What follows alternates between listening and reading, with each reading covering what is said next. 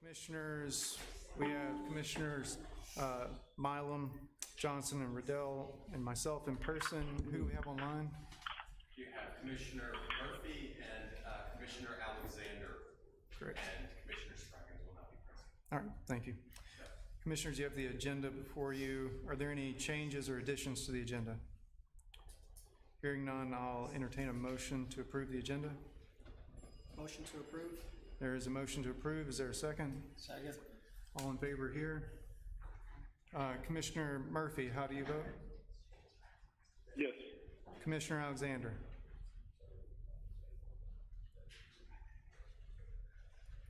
Commissioner Alexander, you might be muted. Is he there? All right, we might have some technical difficulties with Harry. He's unmuted now. Harry, can you hear us? Oh, no, he's muted. I think he's having microphone issues. We'll come back. The minutes of the September meeting have not been posted. We'll come back and approve those at the November meeting of the commission. Ben, do you have a staff report? We do not.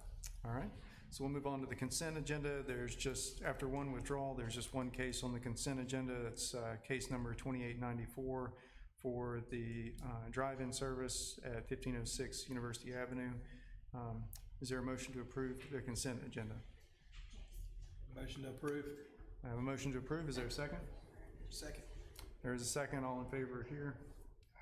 Commissioner Murphy, how do you vote on the consent agenda? Yes. And Harry, are you with us? Still having trouble. Okay. Ben, can you contact Commissioner Alexander? All right, thanks.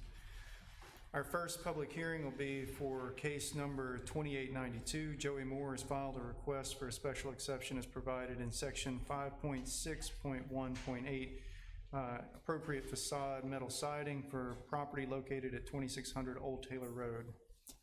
Robert? Okay, so y'all heard three special exceptions and two special exceptions and a variance, I guess, at the last commission meeting about this. The subject property is about 2.5 acres located at the southwest corner of Old Taylor and Landis Road. Applicant is seeking to construct a service station with 2 bays for future commercial and a second story. The site plan is currently under review. In this case, the applicant is requesting a special exception for the use of metal paneling in association with portions of the building associated with the second story. The applicant has provided a material spec sheet that indicates that the metal paneling proposed will be corrugated steel. This kind of paneling is inconsistent with the kinds of metal paneling that has been previously approved by the Planning Commission, and therefore staff recommends denial of this request of special exception. All right. And I believe that our engineer is here if you have questions. All right, thank you, Robert. Would the applicant like to speak at all? I don't have anything to add, Joe. All right, thank you, sir. Any questions from the commission? Is this a change from what was previously provided on the drawings that we went over? I didn't get back and look. No, they just did not have material spec sheets at that time.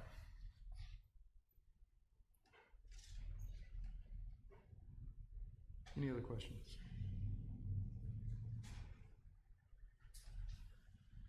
All right. Any? I have a general question. Can you remind us, Ben,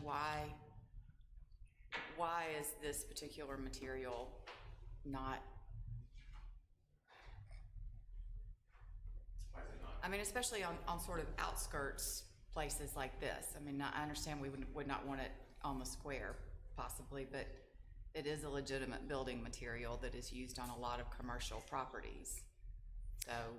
Yes, so when we went through the land development code and having all of those conversations, we heard from, I think, commissioners, we heard from the public, we heard from the aldermen that we would like to have some building material standards, but we didn't also want to be as restricted as maybe some other cities in Mississippi. And so we limited the materials.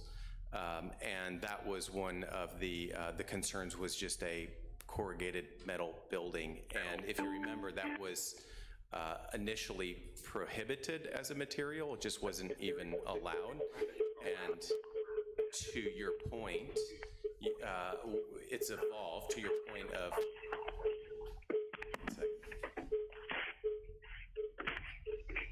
there we go. It's evolved to allow this request by special exception, and so would give you the discretion to be able to grant in certain circumstances. Okay, thank you.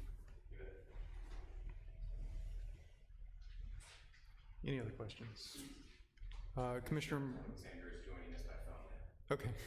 Commissioners Alexander or Murphy, any questions for staff or the applicant? No questions from Commissioner Murphy. All right. Would anyone from the audience wish to speak on this? All right, hearing no further discussion, I'll entertain a motion on case number 2892 for the special exception.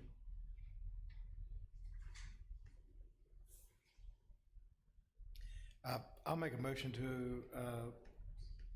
to approve the special exception. There's a motion to approve. Is there a second? I'll second. There is a second. All, Were there comments if we approve?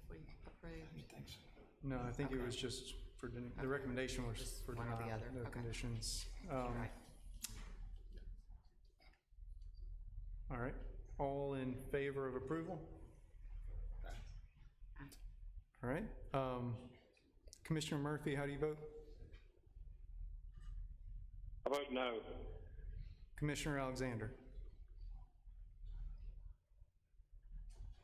Still having trouble. All right, and all voting not to approve. Here. Yep, I saw, and I don't know how we take care of this, but we might as well take care of it now. Commissioner Alexander voted aye, it came across my board pack. okay, And I don't know if y'all want to get him to verbally confirm that, but twice, I just got a written message on the board pack that says Gary Alexander, aye. I assume that's what it means, but you may want to confirm it however you want. sure. I mean, he can also vote through the chat as well if he wishes.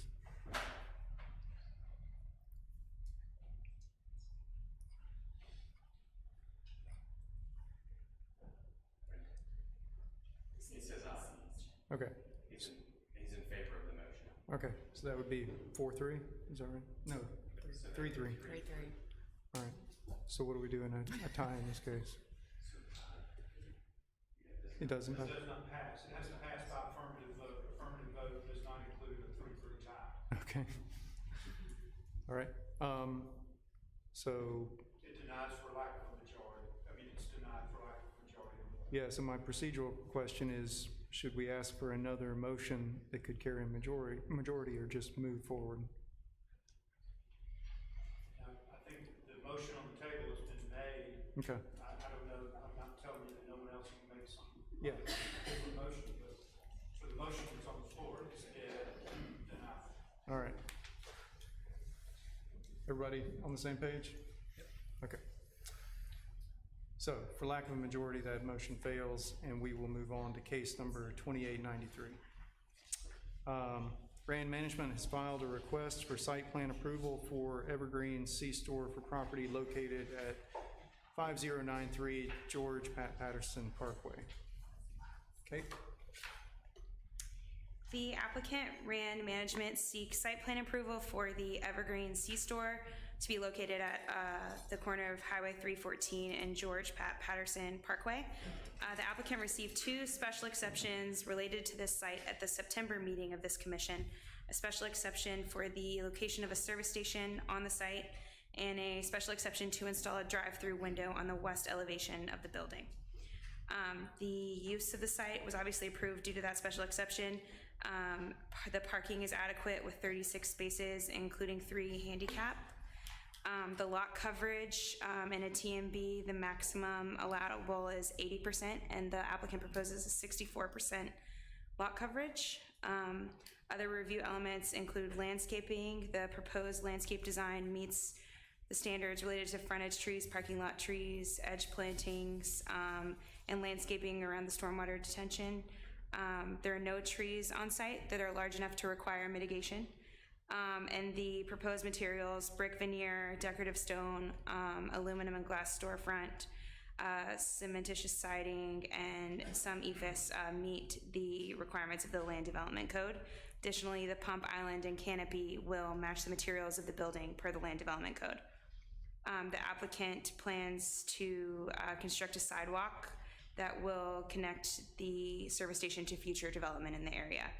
Engineering, as you guys saw in your report, provided comments on the access, water and sewer, and stormwater management for the site plan. Staff is recommending approval of the site plan with the following conditions. 1, that the approval is for the site plan as submitted. 2, that a permit from MDOT required for connection to Highway 314 is procured by the applicant. A copy of that permit must be provided to the Office of the City Engineer. And 3, that final approval of the stormwater management plan is approved by the City Engineering Department. I will note that the elevation included in your packet showed the drive-through window in the wrong location on the elevation, on the west elevation in which it's proposed, and staff has been sent a copy of a corrected elevation that will be included with the record. And then John Granberry is the representative for the applicant, and he's on with us virtually, if anyone has questions for him. Thank you. Commissioners, any questions?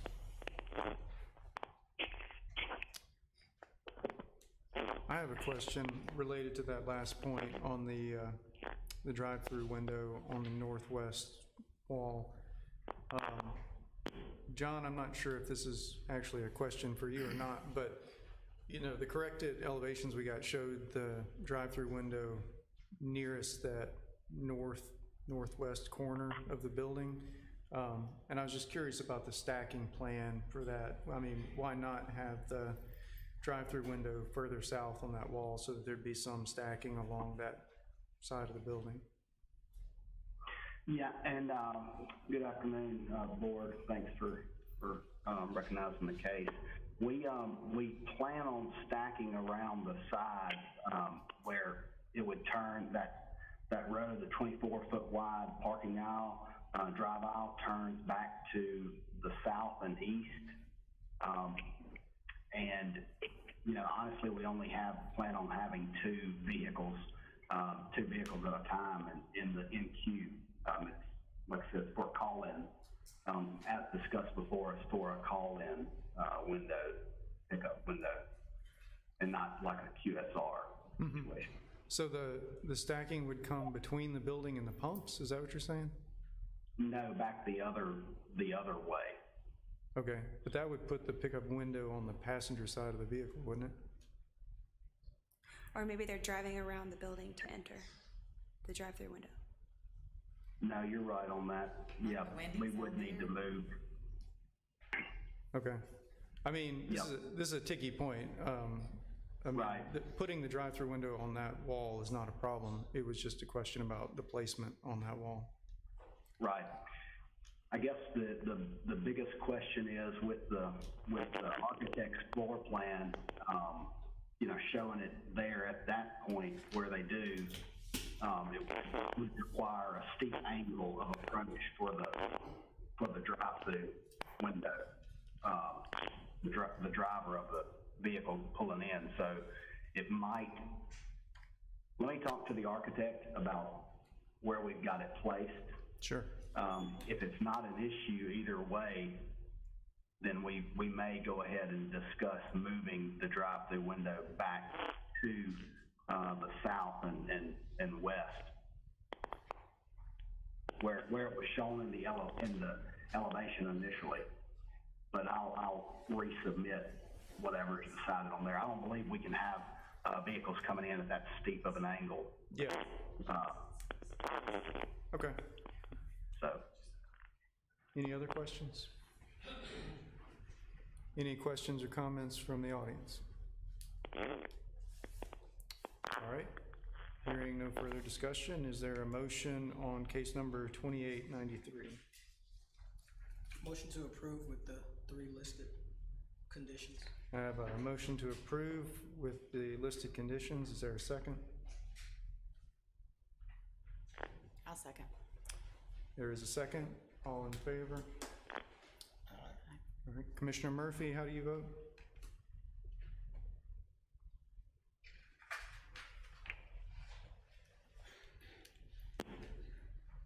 Commissioner Murphy, still there? Yes, I was trying to scroll up to the, is there any staff conditions? What was that? Are there any staff conditions on this? Yeah, there were staff conditions, and the motion is to approve subject to those conditions. Okay, I vote yes. Okay. Commissioner Alexander? Yes. All right. The site plan is approved. Our next case is public hearing for case number 2896. David Blackburn has filed a request for a modification to the Oxford Commons Planned Unit Development as provided in section 2.6.16.9 for property located in the Oxford Commons Planned Unit Development. I'll refrain from listing all of the PPINs. Thank you. Go ahead. Yes, this is a modification for the Oxford Commons Planned Unit Development.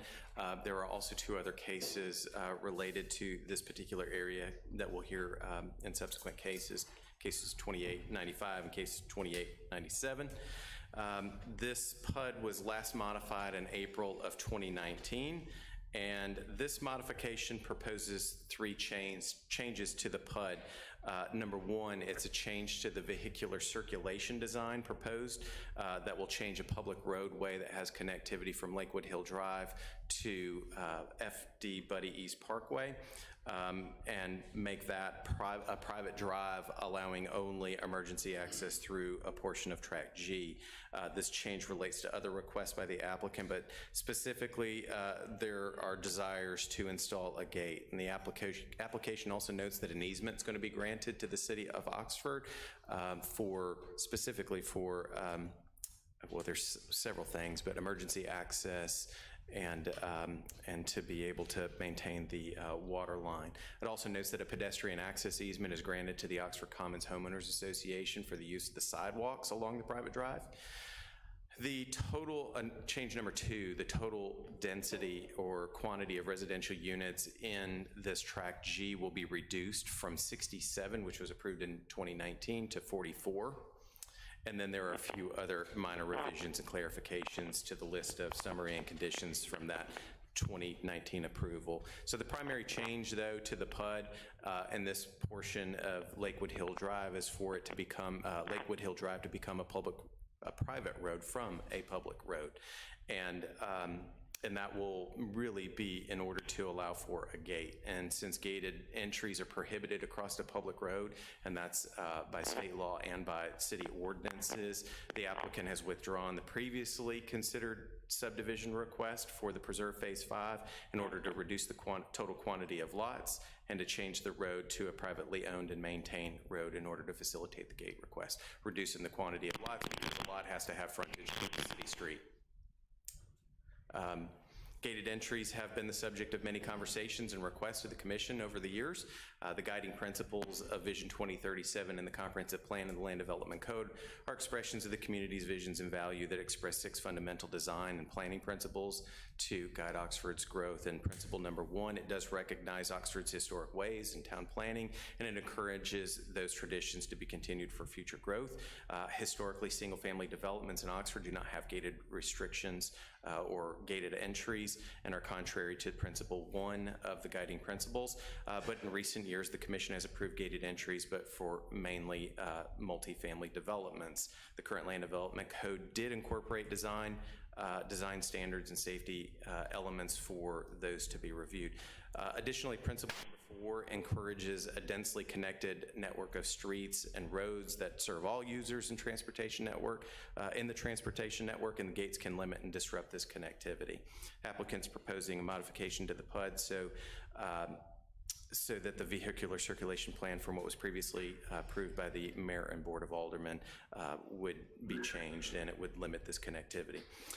Since its inception, the Oxford Commons PUD has intended to have a robust and interconnected street network, east, west, and north and south, and while a few changes have been made to the PUD in nearly 20 years, the interconnected streets, including Lakewood Hill Drive, have remained a constant element. The city engineer did provide comments on in particular, the immediate impact will be direct. It will be to direct all traffic from within the Oaks development back to the intersection of Buddy East and Sisk Avenue. Is there any way you can meet that? I don't know which one. Thank you. So it will redirect traffic or direct traffic from the Oaks developments back to the intersection of Buddy East and Sisk Avenue, rather than allowing for traffic to have the options to either go on Lakewood Hill Drive to Penn Oak, where they could then enter Sisk Avenue. So future development within the Oaks may require an evaluation of the impacts at this intersection, and a signal may be required beyond what was previously considered due to the change in the interconnectivity. This will be evaluated with construction of future phases for the Oaks, excluding phases 7, 8, 19, and 27, which should not warrant a traffic signal due to the number of these homes. All infrastructure inside of Lakewood Hills Drive was designed and anticipated for construction according to city specifications, and the engineer notes that they were preparing for the final inspection of that infrastructure earlier in the summer. They've visually observed the sidewalks, curb and gutter, storm drains, and they are all there, are present for the most part. Staff does not foresee that the city will be approached to assume, actually does see that the city will be approached to assume ownership and maintenance of the portion of the roadway at some point in the future due to the maintenance cost, as has been the case in multiple other streets that were initially retained as private. Most instances, the streets were not constructed to city standards, or there's a lack of certification regarding the construction, which creates a financial risk and or a burden for the city and prohibits recommendation for acceptance. Staff has recommended that a final inspection of the existing roadway that be performed. A possible exception being the video inspection of the storm drain and pipes, which is normally completed by the city, but may be completed by the developer in this instance. Completion of that final inspection and resulting in engineer certification of compliance with all city specifications would allow for the street to be dedicated to the city at some point in the future, pending any necessary maintenance repairs, video inspections of the storm drains, installation of streetlights, et cetera. Also stated in case 2897, section 4.5.9.3 of the Land Development Code, it does require no permanent dead-end streets longer than 800 feet in length, and the proposed city-owned portion of Lakewood Hill Drive to the west of where the gate will be in compliance with that provision, approximately 775 feet. Any gate would require to be equipped with emergency access for use by Oxford Utilities, Northeast Mississippi Electric Power Association to read the water, irrigation, electric meters each month, and to make any necessary repairs. There's also been conversations with the developer about access by environmental services, and there have been some conversations with Amberlin Lyles and the developer about this. It seems like that is being worked out. So given the presence of multiple large diameter pipes under the roadway that will be expensive to maintain, staff also requests the emergency access easement to be provided in writing with maintenance requirements and responsibilities noted, and requiring the roadway to be maintained for use from each end at all times. Staff is not supportive of the request to modify the PUD because it will limit the intended interconnected street circulation for residents and other citizens. The applicant is present, the engineer is present. We did receive one email in opposition of the request to modify the PUD. That's been forwarded to y'all, and I think some commissioners have been contacted. Thank you, Ben. I understand the 3 substantial modifications to the PUD here, but to me, it goes part and parcel with the plat that was proposed. Could you just go ahead and go through the plat as well so that we can consider those details in the PUD?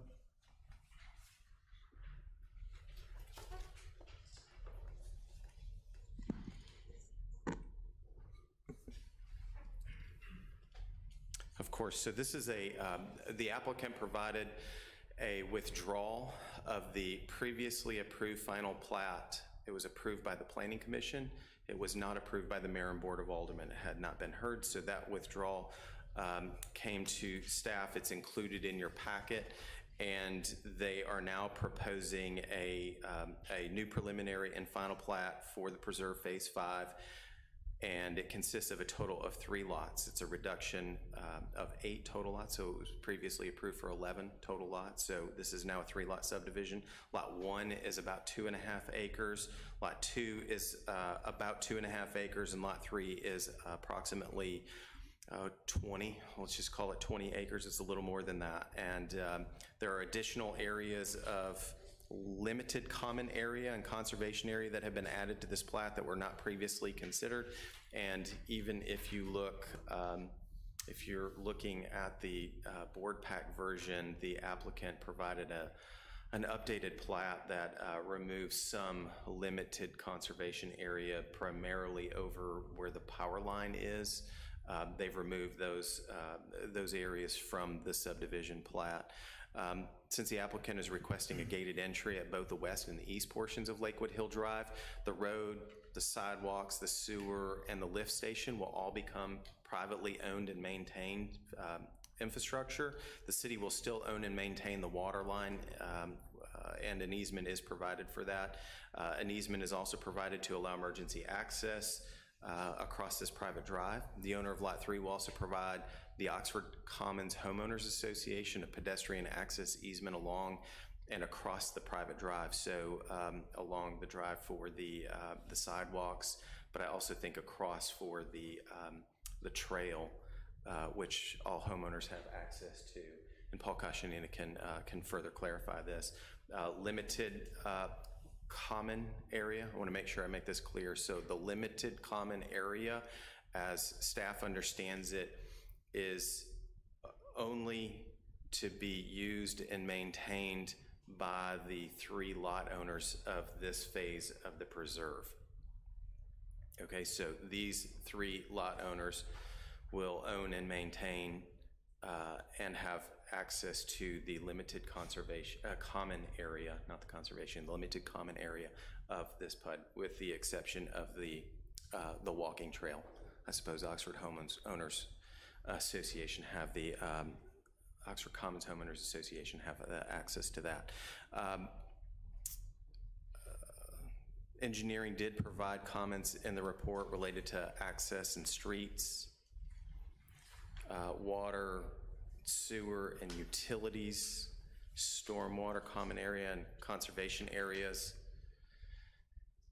And with that, staff recommends at this time, staff recommends approval of the final preliminary and final plat for the Preserve Phase 5 with 11 conditions that are stated in the report.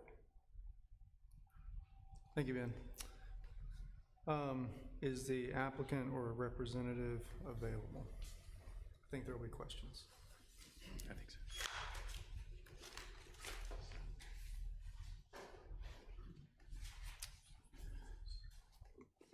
Good evening. I'm Paul Kashanina with Precision Engineering. I'm here representing the applicant, David Blackburn. I think Ben has done a good job of explaining the request that we have up here tonight. I know, well, there are technically 3 items on the agenda that are all somewhat interrelated. Well, I guess a technicality that I'd like to point out is this roadway is not, it's currently privately owned. David Blackburn owns this property. That's his desire, is to maintain that as a privately owned drive.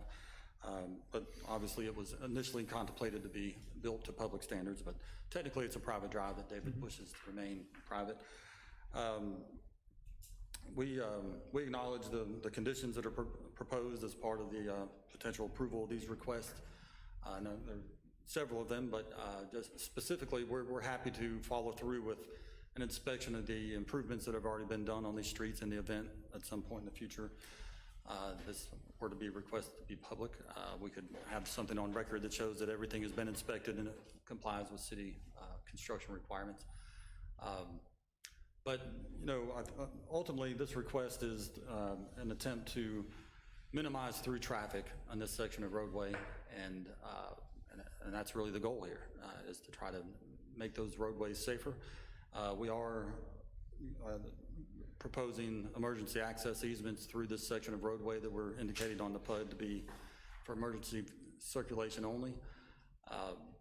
And as Ben pointed out, and is in the application, the sidewalks that will be open for public use with easements to the city of Oxford and to the HOA. I guess technically those would be to the HOA. And the walking trail that exists on the site, which is being modified slightly, that will remain open for use for all the HOA homeowners or members in the Oxford Commons development. So happy to answer any question. One other thing I would like to make clear is there's been some questions, I think, from the public about, not yet tonight, but I think David has heard some of these questions about who's financially responsible for the maintenance and ongoing maintenance and upkeep of not just the lake itself, but the dam that creates the lake and the drive that would ultimately become private along with the sanitary sewer system. That would all be solely the responsibility of, well, a combination of the 3 lot owners that are within the preserve phase 5, and specifically David Blackburn, who owns the majority of the property there. So that would not be any financial burden on the HOA as it exists now. In fact, you know, what was partially going to be part of the HOA's responsibility is now being kind of pulled back into a more focused group, really just the 3 lot owners within this phase. So I just wanted to clarify that, but I'm happy to take any questions. Thanks, Paul. I think there'll probably be a few questions. I have some, but. Go ahead. Okay. I guess the first question, to follow up on that last point, so there are 3 lots in the proposed plat. 2 of them are outside of the gate that's proposed, right? That's right. Do they have access through the gate? Yes. Okay, so all 3 lots would be able to come and go through the gate? Well, from vehicular access, I mean, David Blackburn can speak to this maybe better than I can, but my understanding is he intended to share access through the gate for vehicles if needed with his direct neighbors. But everyone in the HOA will have pedestrian access through the gated area. Right, well, I think you'll see where I'm going with the next question. So the 2 lots that are outside the gate are still gonna be financially supporting the road that's roughly a half-mile long beyond the gate? Well, not the roadway itself. So the roadway maintenance will be entirely borne by the owner of Lot 3, which would be David Blackburn. Got it. The other common elements would be a joint responsibility between those 3 lot owners. Okay. I think for me, the biggest issue, both for the plat and the PUD amendment together, is the circulation issue. And, you know, we had, a PUD is based on a master plan, and the master plan that's been, you know, modified and worked with has always had, at least as long as I can remember, this northern and southern connector road that was part of the circulation to, you know, the eastern end, it'll be the Oaks. Right. So I guess with this, there's no connection along the northern part of the development. Did you consider, I mean, is the issue that circulation itself, or, I mean, is it just that section of roadway? Was there a consideration of just having an alternate path that maybe went north of the lake to connect the Oaks with the western portion? We have looked at some possibilities for something along those lines, but it's really not terribly feasible from the terrain perspective, and it sort of offsets the intent of what we're requesting tonight. And again, to be clear, this will have full emergency access. And will be compliant with all the City of Oxford requirements for gated access for fire department and other emergency access to come through there. And in fact, I think David has contemplated some ideas that go beyond what are required by code to work with the fire department and other emergency services for the city. And just to be clear, I mean, that we still have indicated on the PUD and still intend to construct the connection over to the front of Malco. You know, David is setting aside land. In fact, that was one of the last modifications we made to this plat, actually today, and sent that to Ben in reaction to some concerns about leaving some flexibility for that roadway going north that could connect toward Highway 30. That's still contemplated and planned to be at some point in the future. So, you know, the accesses will be available when they're constructed to the north. They're currently available to the south, and for emergency purposes, they'll be available to the west through the roadway that we're discussing tonight. So we've already seen 2 plats for the portion of the development east of the plat that's in question, right?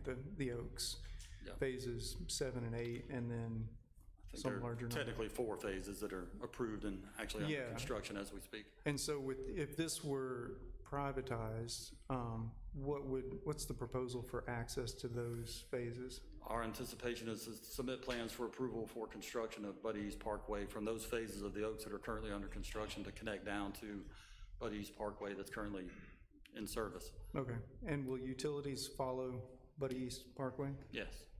Okay, It would be full roadway construction, just as every other road in Oxford Commons with full utilities. okay, well, that does raise, so I noticed on the plat that there was a line in there that the city would keep maintenance of the water line that's under Lakewood Hill Drive.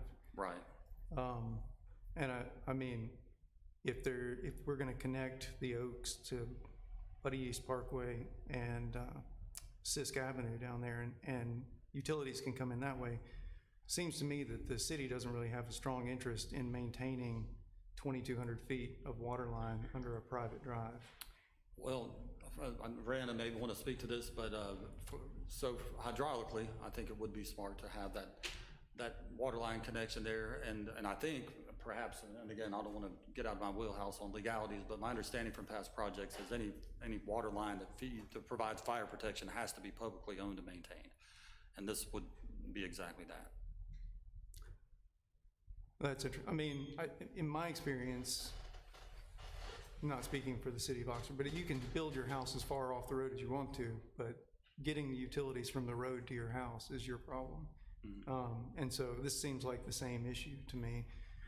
It's just stretched considerably. I mean, you can't plug into, to a hydrant that's at the gate, right? So they've got to drive down a half-mile driveway to get to the house. Right, but this water line does extend to the east, to the end of the cul-de-sac that's there now, and would be extended into those phases of the Oaks that we were just discussing. Right, and that seems fine for it to be connected. I guess my question is about who's financially responsible for maintaining it. Perhaps that's a discussion that needs to be had, but historically, Rihanna is very insistent that we try to show everything is privately owned and maintained as much as possible. And in this case, I'm just not sure it can be done, but I'm sure it can be discussed. Rihanna, do you want to comment? Hi, can y'all hear me? Yes. Okay. So we don't have many instances where we've got water lines like this down a long driveway, and I see the merit in both sides, and I think we can have further discussions as needed. So we do like for our water mains to be looped and connected, so that if there's a leak on one side and we have to valve it off, we've got another source of supply coming in from another direction. So that is, as Paul was speaking to, an important aspect. And we also do always have the financial, the maintenance aspect of it. So that was not something that we had considered as marking as private. As we've been looking at the plat, it was not something that had come to mind to mark it as private. And as Paul has pointed out, I am usually very adamant early in about identifying those things. But this one, that was not something. So I think, again, it's got merit both sides of the conversation, and we can have those, but, if it's public, then it'll be the same agreement that we have with we have water mains in apartment complexes, for example, that we may maintain, but we have the agreement that if we have to come in there and make a repair, that we're not gonna repair it back, if they've got concrete or a special finish, we're just gonna repair it back like we would a city street, and so that is the risk, and also does decrease some potential costs for the city. It's a risk for the developer and some decrease in cost to the city. So I'm not sure if I've answered that. Okay, thank you. And Paul, do you know, I know we've seen a concept, even though we don't have all the plats, but you know, some idea of what number of homes we're talking about eventually being built out in the Oaks? Well, you know, I think that the only answer our client would want to give is, I think would want me to give was the number of homes that are indicated on the PUD, that we have not requested a change to 389 total homes. You know, could you fit that many over there? Possibly. Will that many get built? Yeah. Possibly not. I understand the contingencies. I mean, you know, I'm just looking at the circulation, and currently, you know, for all those folks to access the movie theater and the restaurants over there, there's really only one way to get there without going way out of your way if there's no circulation around the north. Right. Well, I mean, I think it's subjective to say whether that's way out of your way or not. I think Sisk Avenue, a 5-lane street, for the majority of the length past from the high school west, is. Well, Sisk Avenue is the one I'm talking about. Going up to Highway 30 and over and back down the frontage road would be the next way to get over there, right? That's right. And that seems out of the way to go.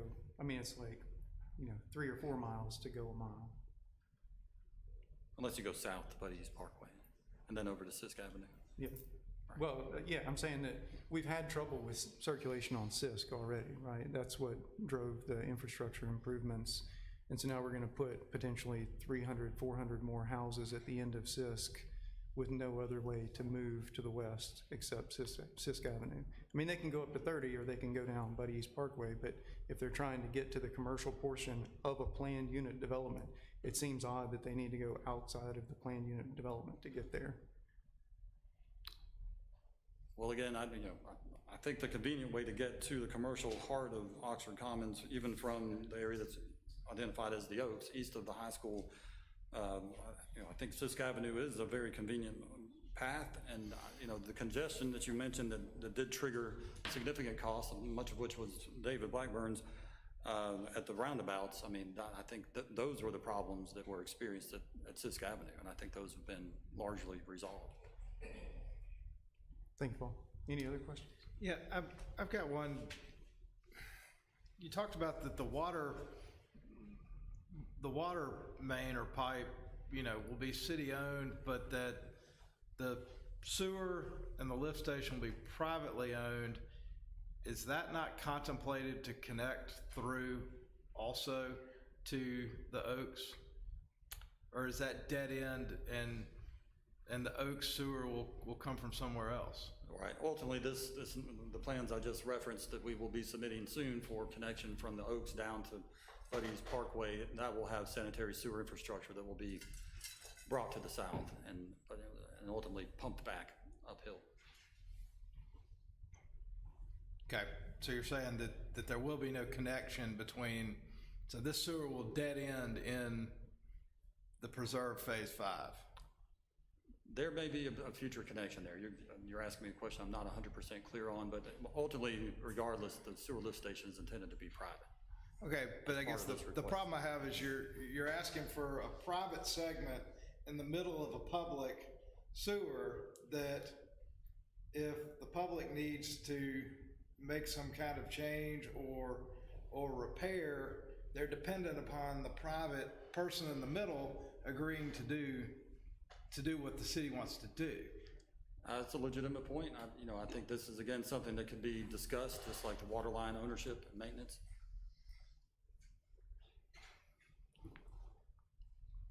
Additional questions? And Go ahead, Rhiannon. Yeah, Rhiannon. To that point, one of the conversations that we've had, and I think this may be what Paul is speaking to, is we were looking to see if it would be possible, as the other phases of the Oaks are coming online, for sewer to be extended and then allow for a gravity connection to the Oaks. And so if that were the case, then the city would agree to take that ownership at that time. And that, I think that may be part of what Paul was speaking to, is if there is a future ability to have a gravity sewer through here, then we would take that. The issue is that there's not going to be enough sewer as a result of this single house now that it would meet the requirements for the city to maintain that lift station. So that's why we're saying that it would have to be private. And that lift station meets or exceeds all the City of Oxford construction requirements. So if enough flow were directed to that lift station, that it justified the maintenance and ownership that Rihanna just referred to, I mean, I think that perhaps that would be the time. And the plat is set up where it would be fairly easy to establish an easement for access and ownership of that lift station if enough flow is ultimately diverted to it to justify that for other phases of the Oaks. Okay.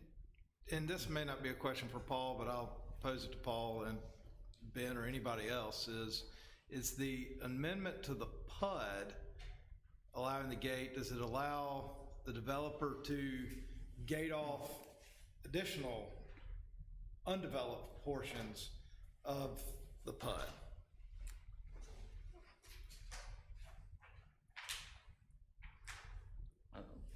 I mean, I can attempt to I'm just asking whoever can answer the question. I mean, this request is only to gate off the section of roadway indicated on the PUD that we've submitted. Well, I think this request is to modify the PUD and modify the vehicular circulation pattern. And so when you look at the PUD in and of itself, you see the roads that are indicated as public, and then this particular road has a different distinction, and it just shows that it's for emergency access, and any future changes would have to be considered as part of a PUD modification. Yeah, I think my version would be the gate here is the goal, and to get there, you have to have a private section of road, and you have to have the plat, and you need a PUD amendment to get that plat. Okay, so can I ask about because it's all sort of rolled together, the PUD amendment, the gate, whatever. For certain things that we vote on a variance, it has to meet one of these things to need a variance. To rezone something legally, state of Mississippi it's got to be these things. To change a PUD, it's sort of in this same question. Only in one of these three cases do we have, or that I think I'm correct, we have the actual application. And on the other two, or two of them, there's no reason why. I don't know why they're asking for this. Every time, we have a variance or special exception, there's a reason why, and I haven't heard that. Except on the gate one, it says it a little bit. Well, go ahead. Address that a little bit. It's a good question, because we are conflating these to get to the final issue that he's asking for, which is the gate. But you do have to take them each separate and ask yourself, is the requirement for a PUD amendment met here? And then ask yourself if the site plan amendment satisfies the site plan amendment statutes and our ordinances. Starting with the PUD, Mississippi sort of weirdly says that a PUD change, the whole point of granting PUDs with all of this varying zoning within the PUD is that it is planned out in advance and everybody gets their say, down to roads and alleyways and generally what sort of use will be had. Some states say that a PUD modification can be different than a rezoning. Mississippi says that if you modify the PUD, that you should meet the same standards for modification. You should show a substantial change in the neighborhood and a need for the requested change. And we don't always put out those zoning requirements because it's not a change in the zoning. The change within the zone or the zoning within it is staying the same. But I can tell you there is a Mississippi Court of Appeals or Supreme Court opinion dead on this issue on a PUD that says, yes, you do have to find that those things sufficient for public change in need have been satisfied for a PUD amendment. And we have that issue come up every now and then. It's usually not challenged as a rezoning, but it does have certain elements of a rezoning. And so, in answer to your question, Judy, I'm not sure what the specific change and need is. The homeowner or the owner of that plat who still owns it is making the request. I'm not sure what the underlying change in need. I'm not sure the planning staff has gotten exactly to that question because their recommendation for a number of other reasons was that it not be granted overall. Is that right? So I asked this with trepidation, but not to get too far in the technical weeds, but the Land Development Code provides specifically for modifications to the PUD. And I think, in the way it's worded, it's not a rezoning there. And the way I read that, the understanding is that, for example, roadways and circulation typically don't appear in zoning. That appears in a plat, right? But in a PUD, you would have the roads and at least conceptually where the roads would go. And so, there seems to be some sort of, interstitial space between a typical rezoning and kind of what's laid out in a master plan.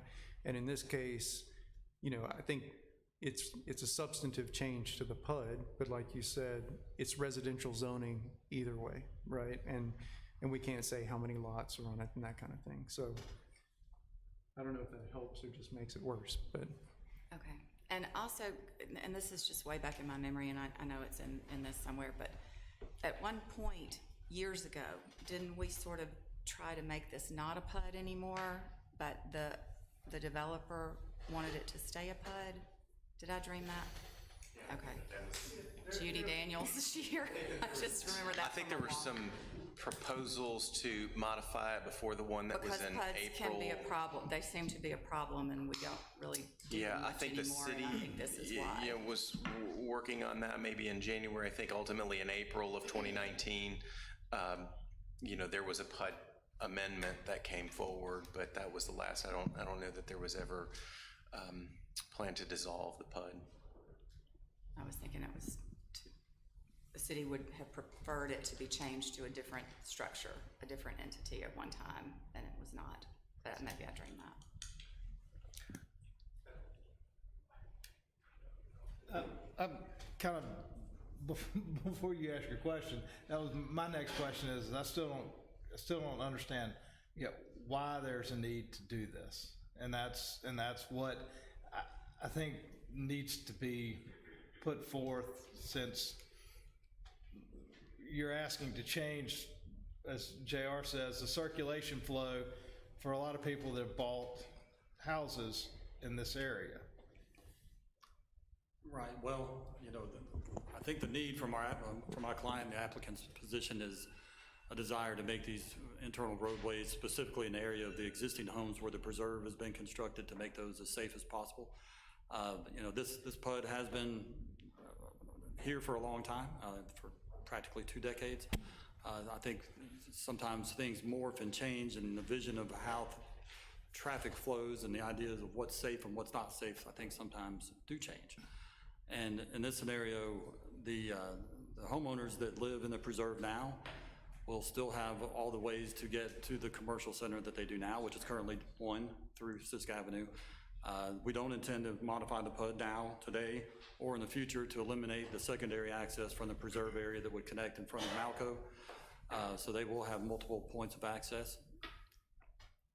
And there are no lot owners or homeowners in the Oaks, the area east of the high school. That area is under construction. No homes have been sold, is my understanding.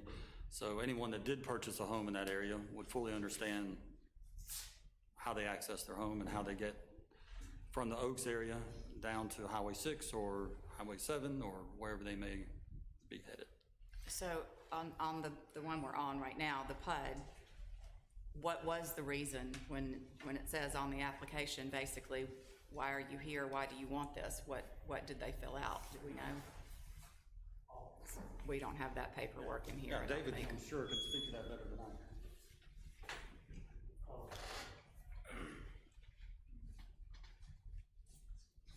can. Thank y'all for your time tonight.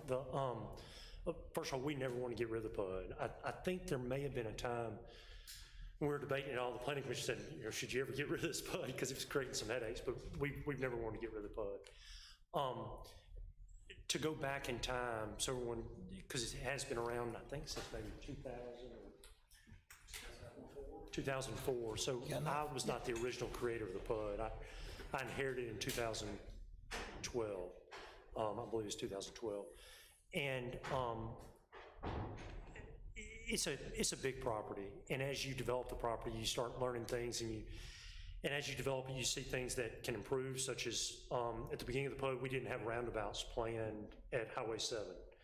And as we came through, we made those changes and made it better. As we've developed out the preserve area and the area where my personal home is, we've realized that's not a great area for a major thoroughfare to be going through. And it's something that, you know, we didn't see on paper as we can see today. Now, we didn't realize at the time that, you know, you show arrows going different ways outside of the PUD, and you don't know if those will come to reality or not. We do see the reality of that with the way we're going to develop the Oaks, the reality of getting to Highway 30 at this point, which is going to make that more of a, it would make it more of a potentially a major thoroughfare where we're designing the road. The roadway will be designed to handle a lot of traffic going from Highway 30 to Buddy East and to Sisk. And that road will be built that way. We've got it planned that way. It's a 3-lane road? It's a 3-lane road, so it's built for that kind of traffic. The area where we're talking about is a 2-lane residential road. It does have a lot of straight shots where someone could get a lot of speed. It's got 2 pretty bad blind spots where you're coming up a hill, coming in, and the 2 blind spots are in crowded areas where there's a lot of homes existing. With any change, you're gonna have a couple of people that are not in favor. I mean, it happens. But I've been speaking to everyone along that road, and I think I've spoken to everyone but 1 or 2 that are not in favor. I mean, they're majorly in favor of this because their children are playing in the front yards of these places, and there are plenty of other ways to get to these. When I say plenty, there are other ways to get to these areas that are built to maintain that kind of traffic flow. This is more of an internal street that's just designed to handle the area in that neighborhood, if that makes sense. So that's the, if you're asking, you know, what, should we envision this before? Yeah, hindsight's 20/20.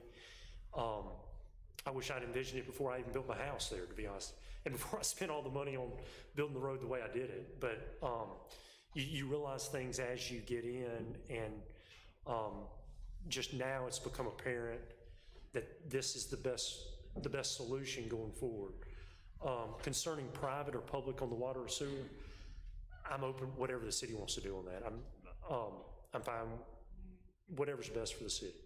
So it's not a thing that we're trying to argue either way with that. We want to work with the city, whichever way best is there. There were a couple rumors going out there where the HOA or the city paid for these roads. To be clear, everything that's been paid for in this area has been paid for by me personally, so it's not something where we're trying to get someone else to pay for something and then to gate it off in any way.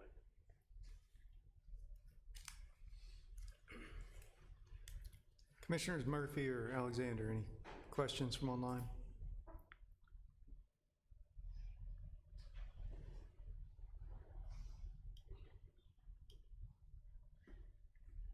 Just so you know, I think Robert muted you earlier, so. Yeah, Commissioner Murphy, quick question for Rihanna. Would there be a water main? Can you hear me, by the way? Yeah, we can hear you. Go ahead. Okay. Would there be a water main up there north of the school tract if this road was not there? Would you guys run a water main along the north part of that property to connect, as we were talking about earlier? I don't think so. We typically are only going to run our water mains along a street just because of the need to be able to access it and have it, you know, for maintenance. So I don't think we would have. I'm trying to think of an area. Just want to make sure I was. Okay. No, I don't think so. Okay. Every other question I had has been answered. Thank you. Thank you. Commissioner Alexander, do you have any questions?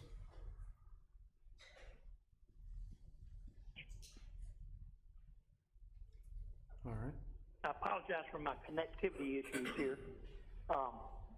Can you hear me okay? I can. Please go ahead. Okay. The only thing I look at is in 2015 on case 2483, on page 2, and I can't pull this up, I've just written some for myself. Under the recommendations, if somebody can pull that up, it had to do with the three entities coming to an agreement on different items, but how so the accepted PUD at that time would be enhanced for the community as a whole with the connectivity that was proposing. And if you go down to page 20 on that particular case, 2483, it does where on that particular PUD, the two main connectors running east and west are Lakewood Hills Drive and then also Sisk.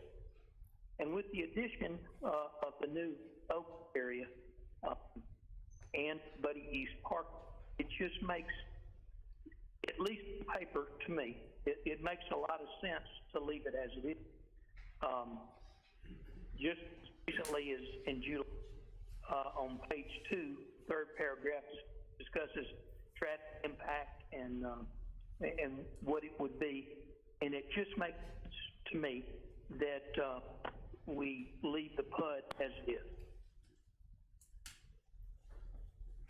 Thank you, sir. Any other questions from the commission? Would anyone from the audience like to speak? Yes, sir. Please come. Please come forward and just at the podium state your name, please, for the record.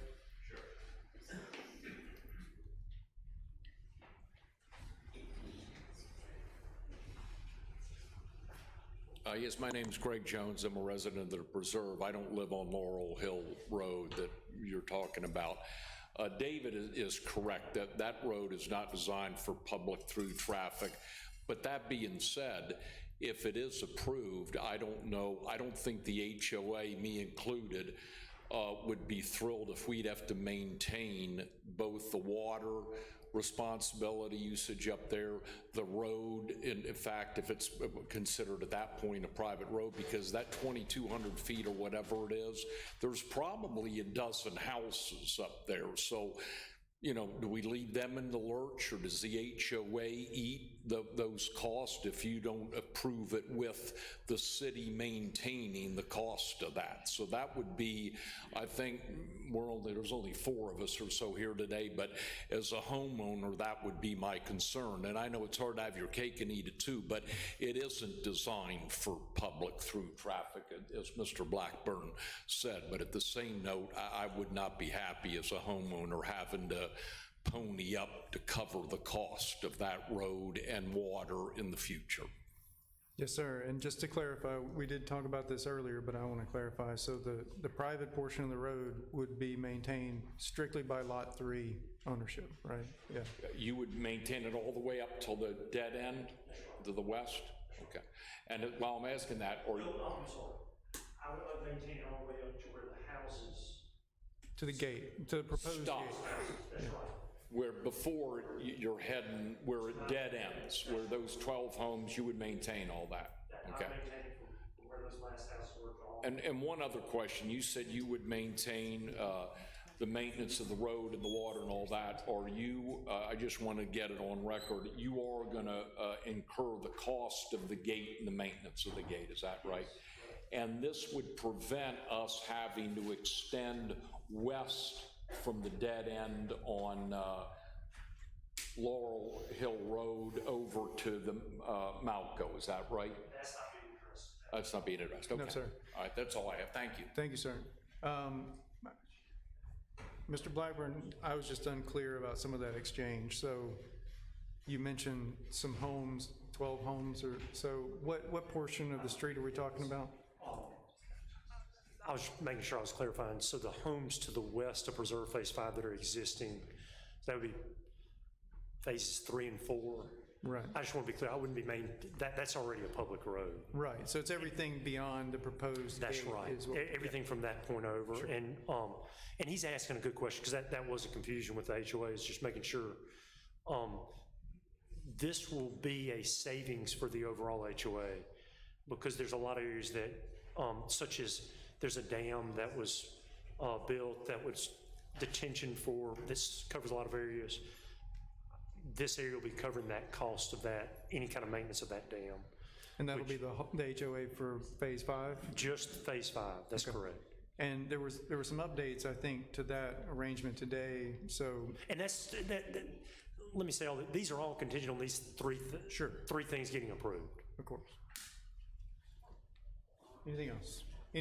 Yes, sir, please come forward.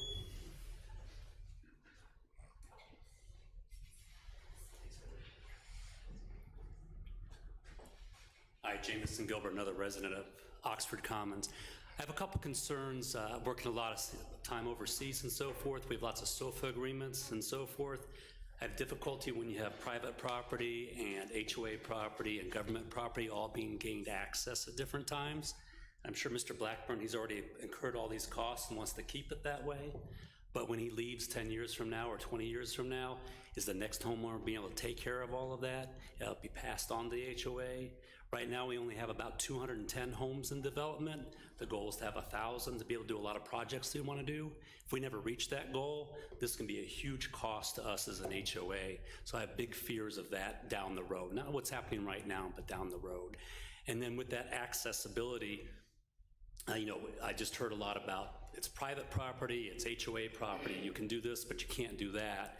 You get injured down there, someone gets hurt, a car accident, someone accesses it in an improper way, who's going to be held responsible? Will the police agencies and law enforcement be able to get there in a timely manner if there is a true emergency, because they have to go through an extra gate? And lastly, the fire department that just got built down the street from us, that's another gate they have to go through to get to any access to, again, protect the residents. Might be only 3 residents there, but we want to make sure they're safe. So, yes, sir. Thank you.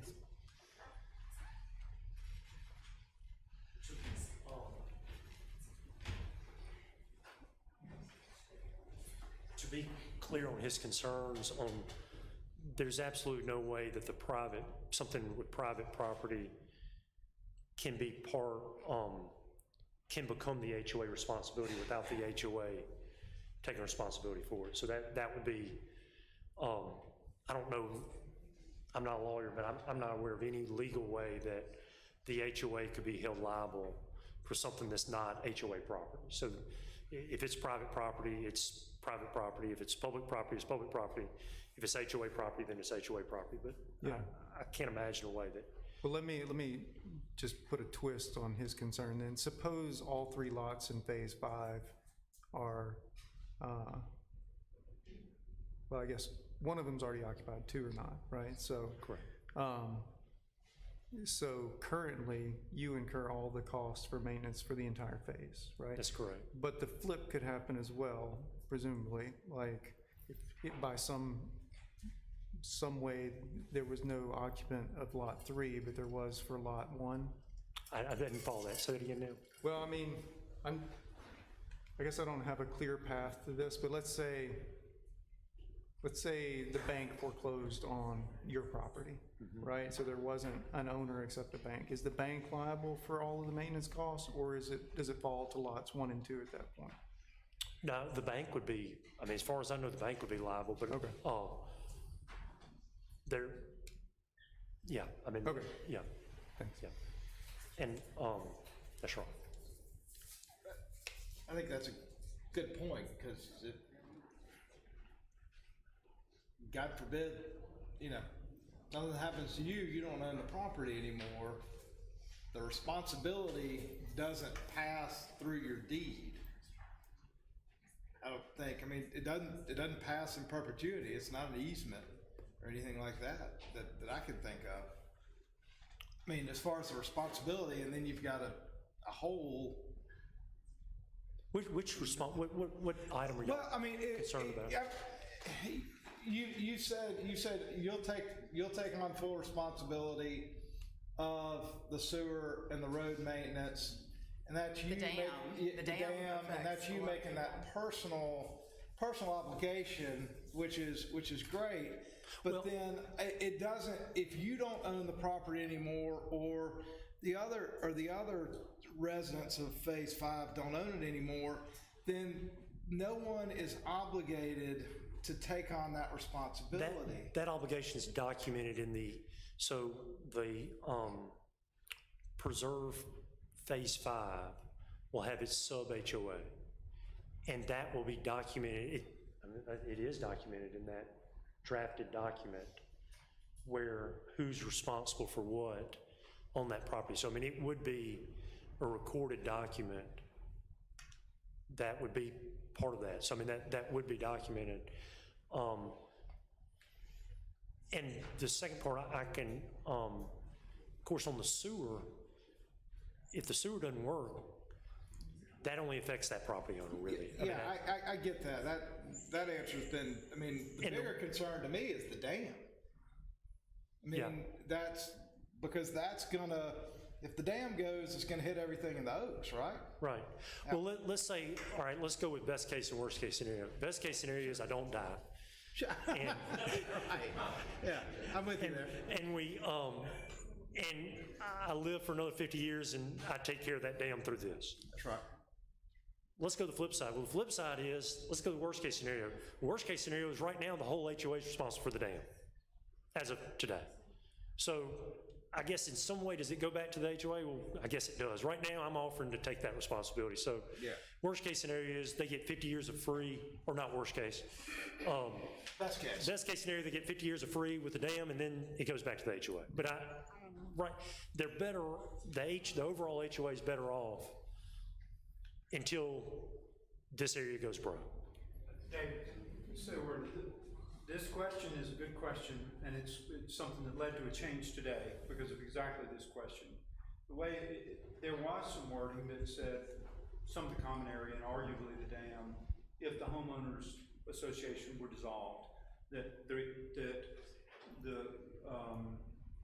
the entire preserve would have the responsibility as joint tenants in common to operate and maintain the dam. I mean, that's or common area, but it included that. That language has been changed, and I take David in good faith on the change to say, look, if the homeowners is dissolved or incapable of taking care of this, we'll take care of it. That's the change he made today.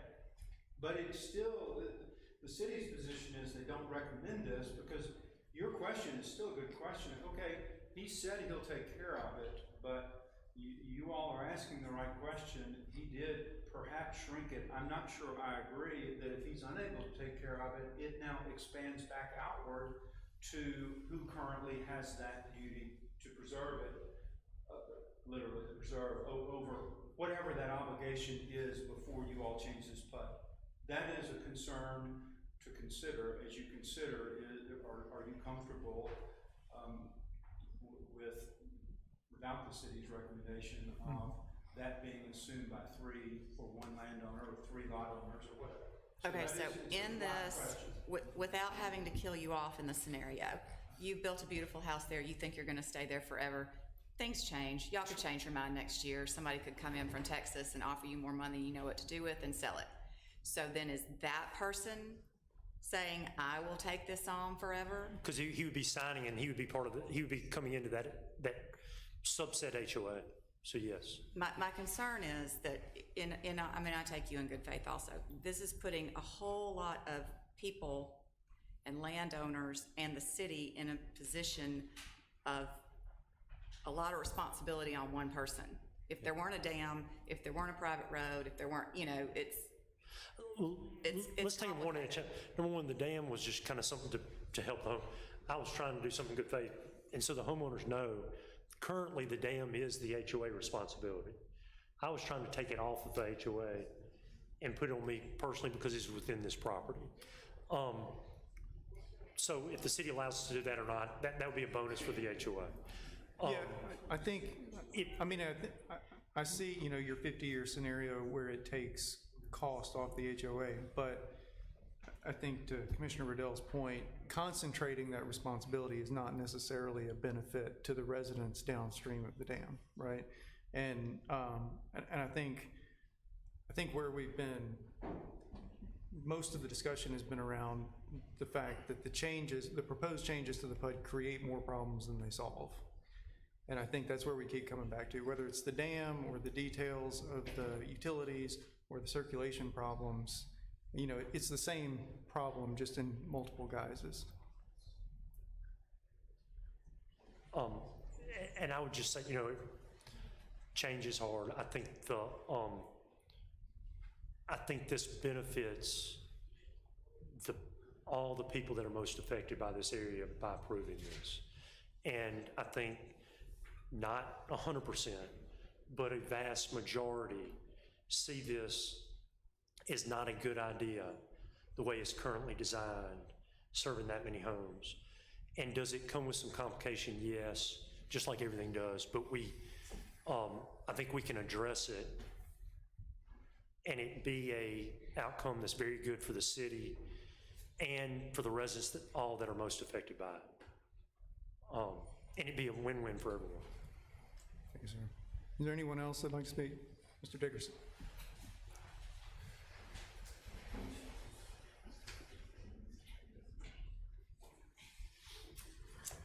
My name's Dick Dickerson, and I live in Oxford Commons, and I live on Lakewood Hill Drive. Y'all have brought up some great technical points that are certainly worthy to get worked out. But I'll tell you that when we built our house 5 years ago on Lakewood Hill Drive, we liked that all the neighborhoods were connected. There were landscape streets, bike lanes, walking trails, and a lake for all the residents' use. The master plan was attractive, appealing, and it was marketed as such. We'd like for it to remain that way. Our street was a through street, east and west, with proposed access to Highway 30, Buddy East Parkway, and there's a proposed recreational center that it would be on Buddy East and near Sisk, and it's the ideal way for me to get to that going down Lakewood Hill Drive.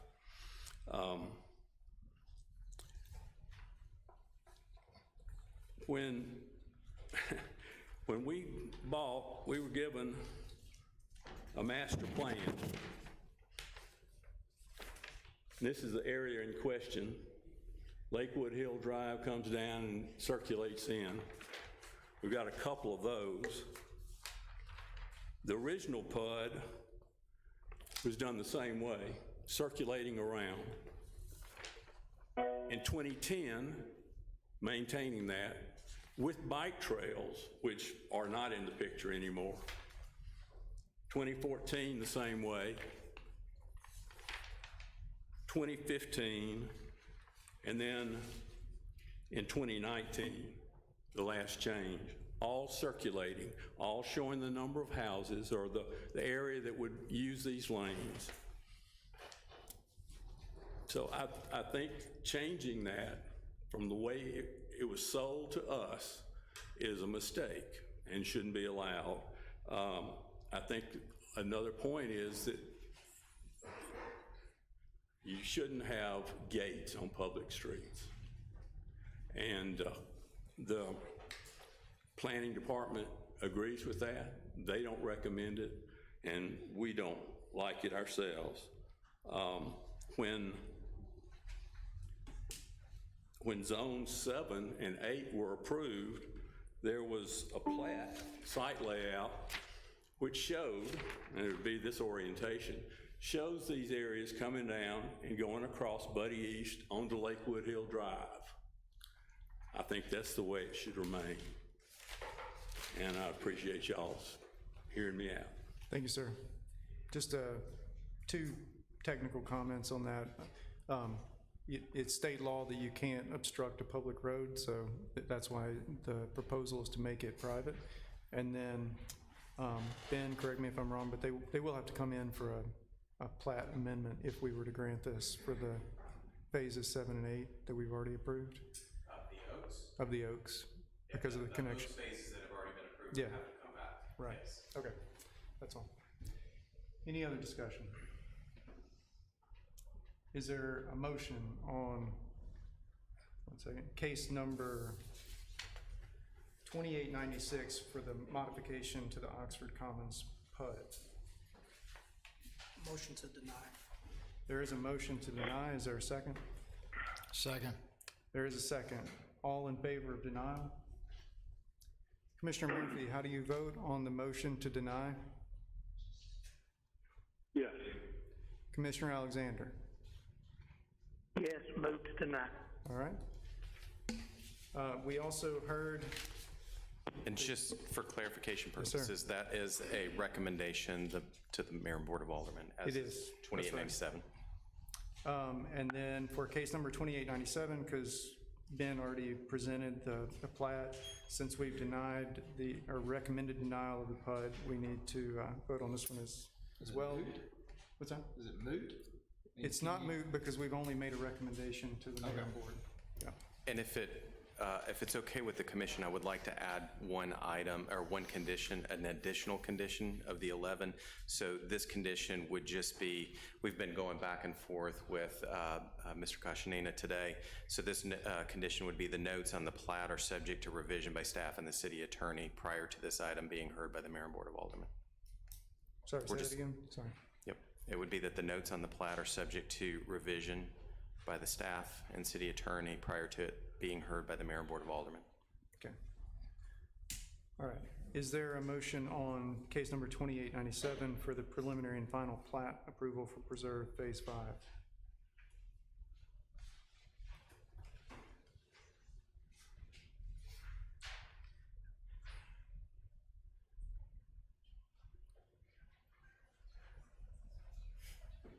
Going once. Do you have a question? Yeah, I gotta go back and, I guess it still has, the plat still has the gated entry on it. It's The not, plat it's has not, the private road on the it. plat has the private road, okay. So, We still have the gated entry as a special exception request next. okay.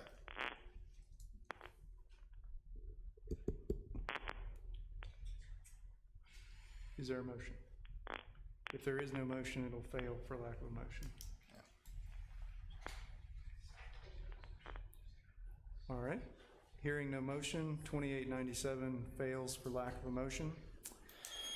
We can move on to case number 2895, which is for the special exception for the gated entry. Ben? So this request would be to the proposed Lot 3 of the Preserve Phase 5 subdivision. As we all know, the applicant is requesting to place a gate across Lakewood Hill Drive at the beginning of its lot on the west side and also on the east side. The Land Development Code in Section 311.3.2 does have specifications for design standards for all gated entries, and the applicant is, their proposal will comply with these requirements, or they acknowledge those that, they do acknowledge some of them. Gated entries, again, as previously discussed, gated entries have been a discussion here, and they are contrary to Principle 1 and Principle 4 of the City of Oxford Vision 2037 plan. Engineering did provide comments that have mostly been previously discussed here about connectivity. Connectivity and the infrastructure that would have to be maintained.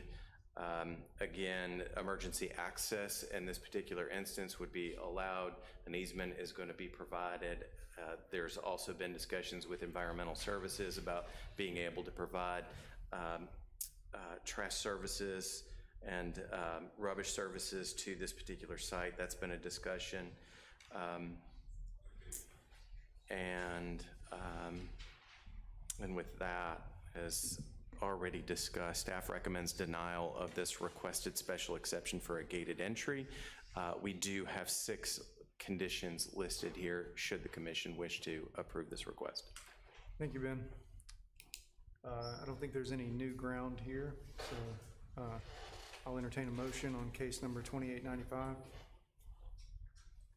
Motion to deny. I have a motion to deny. Is there a second? Second.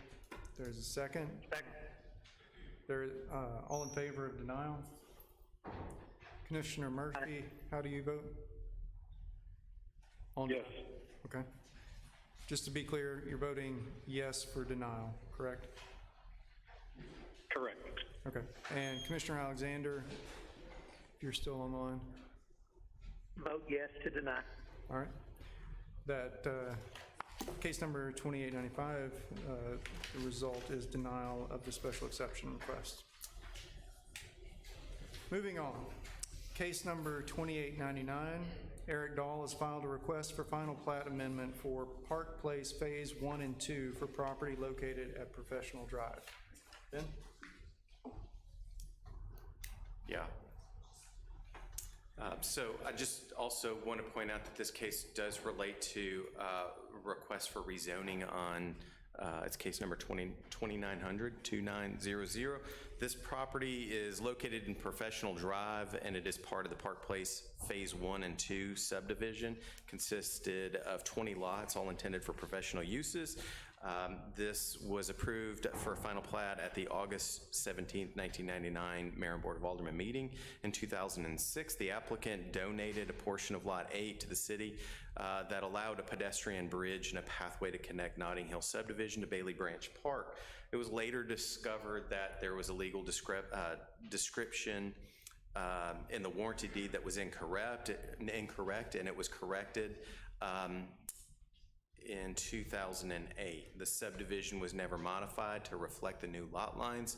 However, the owner did secure an updated survey that he did believe was new buildable area for those lots, and therefore the applicant is requesting this amendment to the subdivision. It proposes to combine lot 7 with lot 8A to create new lot 7.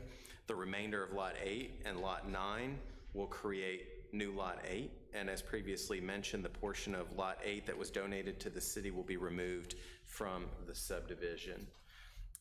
Engineering provided comments related to water, sewer, other utilities, traffic access, floodplain, sidewalks, and stormwater management. Staff recommends approval of this modification or plat amendment with 6 listed conditions in your report. Thank you, Ben. Any questions from the commission? Commissioners Murphy or Alexander, any questions? No questions. Any questions from the audience, which is now much smaller? Done. All right. Hearing none, I'll entertain a motion on case number 2899 for final plat amendment for Park Place Phase 1 and 2.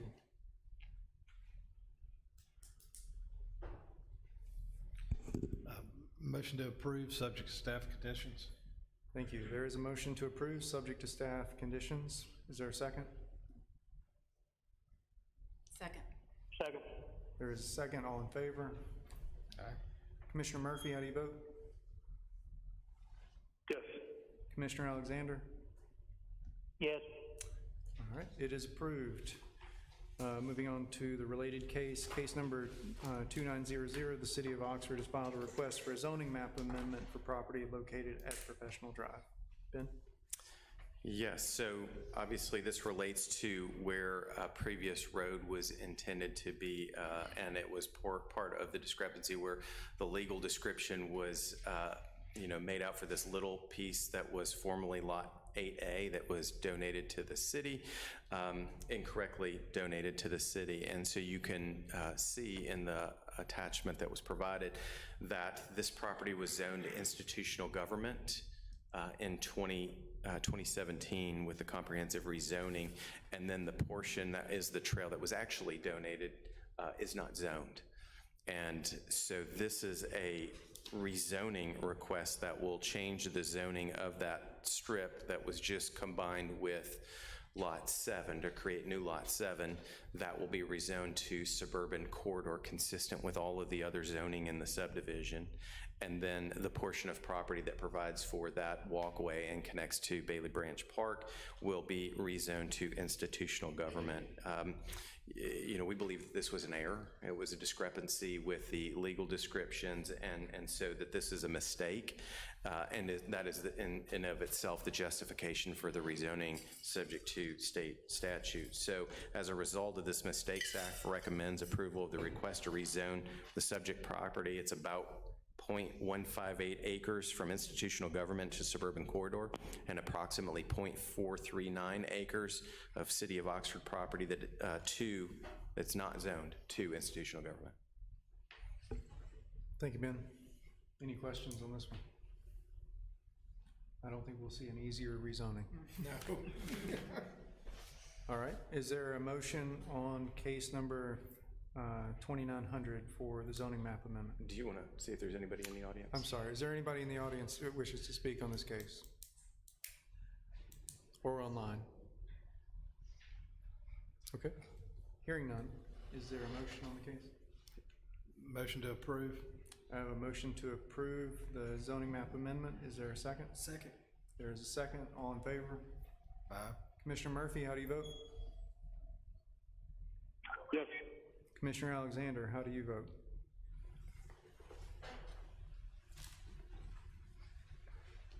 All right. Commissioner Alexander, how do you vote? He was having some connection issues, so he may have dropped off. Okay. Boy, I know I'm driving y'all crazy. I vote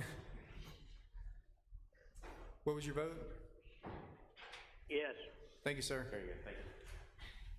All right, case number 2901, Andy Calicut has filed a request for a special exception as provided in section 2.6.9 Suburban Center Dwelling Unit Density, ground floor residential for property located at Oxford Way. Okay, subject property is about 4.5 acres on the north side of Oxford Way, just east of the currently under construction Stillwater development. The applicant is proposing a mixed-use development consisting of 2 3-story multifamily residential buildings and 2 2-story commercial buildings. Site plan is currently under review. The applicant is looking to keep the 2 uses separate between the buildings, which would entail having residential on the ground floor, and use of ground floor residential as a special exception in the suburban center districts. The applicant states this will keep harmony within the buildings and provide a consistent feel with the rest of the Oxford Farms development, and that the unique design of each of the respective buildings lend themselves to keep the uses coherent within the buildings. Staff is not opposed to this plan. The residential buildings that fronts Oxford Way will serve as a transition in density between the commercial buildings and the lower density residences in the Stillwater development. The other residential buildings located towards the rear of the development and also serves as a transition between the commercial buildings and the undeveloped areas along Bailey Branch Creek. Staff recommends approval of the requested special exception after making the finding that the use of ground floor residential will not adversely affect the public interest. And the applicant's engineer is here if you have any questions. Thank you, Robert. Any questions from the commission? Have we had a similar request? I mean, as I see, it's just basically saying, we're gonna build one commercial building and one residential building, and instead of making us do commercial on the bottom of both, we're gonna, and residential on the top of the other, we're just gonna build one for commercial, one for residential. Correct. I think this is the first time I've seen this particular permutation. Yeah. Yeah. And this is TNB? It is Suburban Center. Suburban Center. I would ask a similar question to before. What's the why? Yeah. For not allowing ground floor residential. Why do they want to do this? What's the reason, the need for the? The basic reason is that he thinks he's got a commercial tenant that wants to rent out the first and second floor of one building. And so he wants them to have that room instead of being separated in 2 buildings, is what he's trying to do.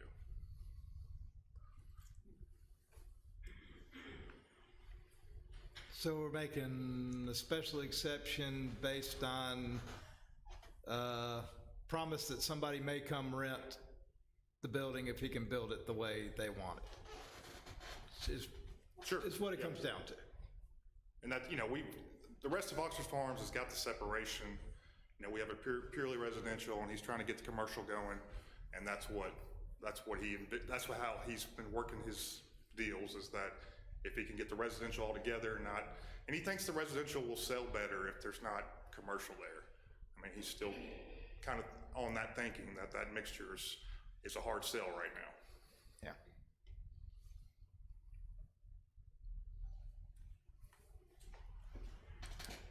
Any other questions? Commissioners online, any questions? No.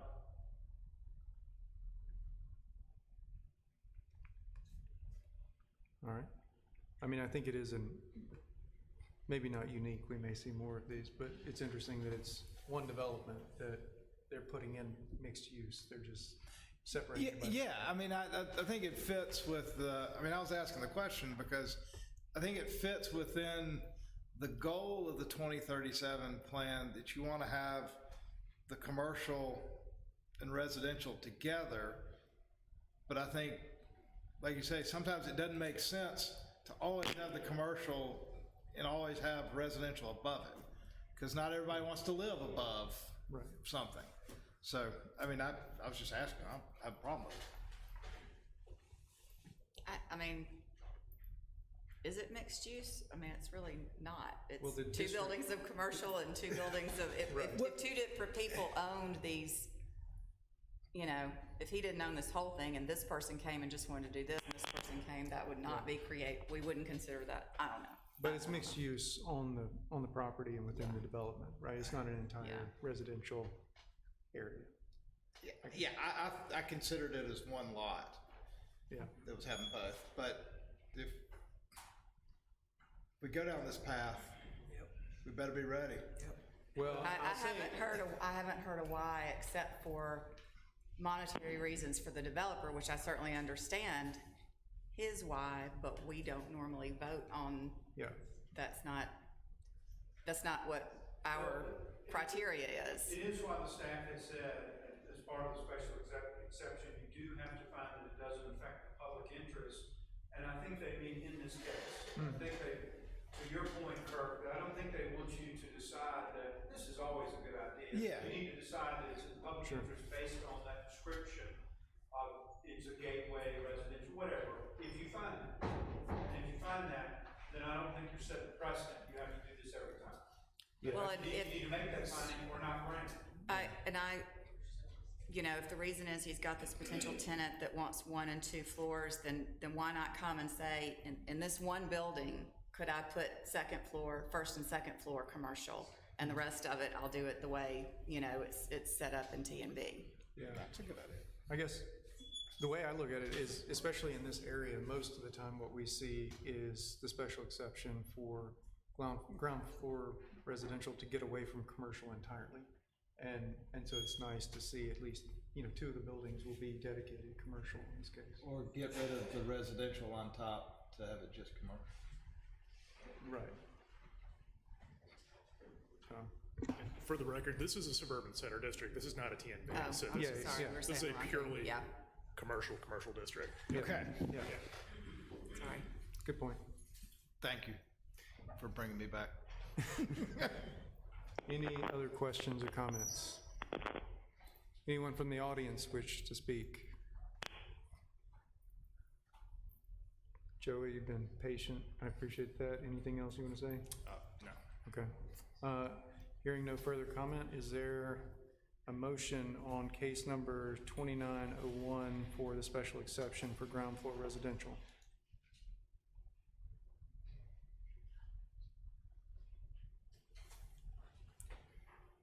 May I please have a motion on case number 2901? Yeah, I make a motion to approve the special exception for this particular development. All right. And included is that it will not adversely affect the public interest. This. All right, I have a motion to approve, finding that it does not adversely affect the public interest. Is there a second? Second. There is a second. All in favor of approval? Aye. Can I abstain? You may. I think I'm gonna abstain. Commissioner Murphy, how do you vote?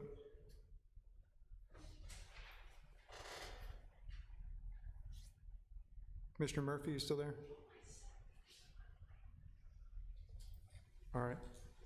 So we've got Commissioner Alexander voting in favor. All opposed? Any abstentions? I'll stick with my You go nay for vote. Okay. Did you get the vote? I did not get that, so Judy was for, Kirk was for, Michael was against, Commissioner Alexander was for, and Commissioner Murphy we haven't heard from yet. Okay, all right. Thank you. Moving on to case number, so just to clarify, the special exception was granted. Case number 2902, Andy Calicut has filed a request for preliminary and final plat approval for Oxford Farms subdivision Phase 9 for property located at Oxford Way. okay, this is that same property. This is just for a single lot subdivision on that property. The lot meets the dimensional requirements for the suburban center, and staff has received the draft covenants for the subdivision. Engineering has provided comments related to access, water and sewer, stormwater, and floodplains. And staff recommends approval of the requested preliminary and final plat for Oxford Farms Phase 9 with the 3 conditions that are listed in the staff report. Thank you, Robert. One question. In my copy of the staff report, or the report, the second condition is highlighted. I wondered that. That is me being a sloppy editor. Okay, just making sure that I wasn't supposed to read into that. Just want to make sure you saw it. Yes, I know. I often skip over condition 2. Are there any comments or questions from the commission? All right. Anyone from the audience wish to speak? Hearing none, may I please have a motion on case number 2902 for preliminary and final plat approval? I'll make a motion to approve, subject to staff conditions. There is a motion to approve, subject to staff conditions. Is there a second? Second. There is a second. All in favor? Aye. Commissioner Murphy, how do you vote? Oh, he's not at all? Okay. Commissioner Alexander? Yes. All right. It is approved. Case number 2903, Elysian Mathis has filed a request for, this is 2-part. First, a variance from section 3.6.2.5.g, care centers, additional standards, arterials, and B, a special exception is provided in section 2.6.8 suburban corridor front yard build to line maximum for property located at 9 County Road 204. Okay, the subject property is about a little over 3 3/4 acre lot in the Adams Highway 30 commercial subdivision, which is just past the storage facility on Highway 30 past the Kubota dealership. The applicant is looking to construct a building to house Little Angels Daycare. The daycare, which is a group care facility, is proposed to be 4,768 square feet and will serve children from infants to 5 years old. These requests are for a variance and a special exception to facilitate the construction of this project, and the site plan for this project is currently under review. For the variance, per section 3.6.2.5G, group care facilities, daycares, must be located on arterial streets. This provision is included because daycares differ from general commercial and that traffic flows are highly concentrated just before and after work and then are minimal at other times. County Road 207 is a local road that serves a church and a few residences. 207 was recently annexed into the city and is still a rural local road with widths as small as 16 foot in places. The applicant states that the site is currently in a commercial subdivision, that there are no other structures fronting the road near this site, and that locating the daycare on an arterial would not be as safe as the current conditions. Staff is aware of the need for additional daycare facilities in the city. It acknowledges that this property is one lot removed from an arterial. However, staff has found 8 other daycares in Oxford, and all but one are situated on arterials or on major collectors. The other one, Children's Academy, is located on a local road off of Heritage Drive that exclusively serves commercial developments. Additionally, staff has concerns about the turn from County Road 207 onto Highway 30. When Highway 30 is flowing well, sight lines from 207 are limited to the east due to both a hill and a curve in the road. And at peak times, traffic backs up significantly from the intersection at Oxford Commons Boulevard, making turns from and onto 207 difficult. And then I've listed out the criteria for a variance. Staff finds that the criteria for a variance are not met and therefore recommends denial of the requested variance. Should the commission wish to approve this variance, staff would like to note that the site plan is still under review by the Site Plan Review Committee and will very likely require changes to the currently proposed site plan. As for the special exception, the applicant is requesting an ability to exceed the 58-foot front yard build-to line to allow for a row of parking and an adequate pickup drop-off lane, as well as a necessary travel lane in front of the building. Staff believes this is an appropriate request for this location and this use. Staff recommends approval after making the finding that the requested special exception will not adversely affect the public interest, with the conditions that approvals for the plan is submitted, subject to necessary revisions per the Site Plan Review Committee, and that approval is contingent on receipt of the variance to allow the use on a local road. And applicant has multiple representatives here. Thank you, Robert. I've got I guess a technical question about the special exception. The special exception is just for the structure regardless of use, is that correct? Okay. Correct. Also, just of note, we did receive a letter of support for the variance, and that has been forwarded to all the commission members. Thank you. Questions from the commission? The applicant states that locating this daycare on a major collector would be unsafe. What is it that makes it unsafe to do it the way the other ones are in the city? Suppose that's an opinion for that particular site. If you were talking about, I'm sorry, I'm Jeff Williams, Williams Engineering. For this particular site, coming out on Highway 30, I think that everyone would much rather have a buffer to get on the county road, which is only 235 feet from a corridor. It's a commercial lot subdivision. So I feel like that a drive to a facility would be a little more dangerous, stacking, rush to get out. You've got the county road. The next building from this site is over 700 feet, which is a church, which is typically a Sunday or Wednesday. I think on a 1.5 mile stretch, you've got 21 houses that stretch along that area. So I think that by coming out on an existing road that is an existing corridor, as they mentioned, they were concerned about the corridor that it's coming out on. So if I had the corner lot instead of the one behind it, I would probably still be required by city regulations not to come out there because of the proximity to an already existing drive or roadway. So the safety issue is just a matter of having more room to maneuver and operate and feeling less in a hurry to get out into something that is already a dangerous place. We know that because it's a lot of traffic. So it's a specific to the site due to the fact that it's Highway 30 and not some other corridor. And to the note that there's all of the daycares are located on corridors. There's one right across the road, right beside Tractor Supply, that's on a frontage road. If you consider that a corridor, I don't know.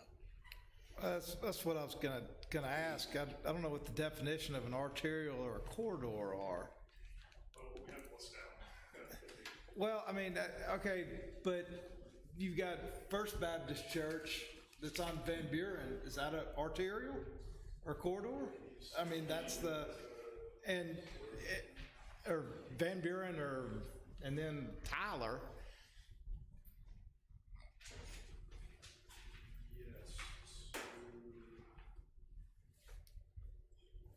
I